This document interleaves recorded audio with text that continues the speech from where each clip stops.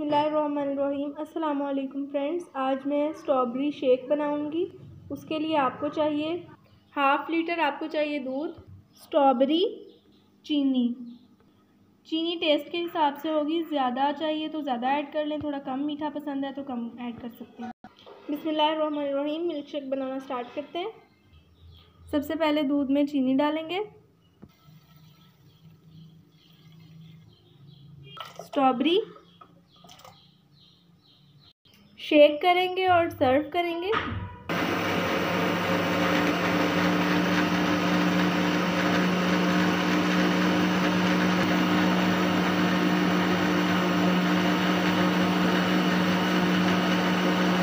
Friends, आप देख रहे हैं दूध का कलर चेंज हो रहा है, बहुत ही अच्छा सा पिंक कलर आ गया है और हमारा शेक रेडी है। इसको सर्व करेंगे।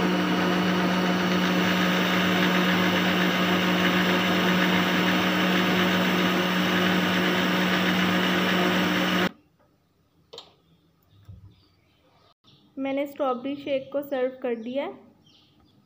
बहुत टेस्टी बना है, आपने ज़रूर ट्राई करना है। अगली वीडियो तक के लिए अल्लाह हाफिज़।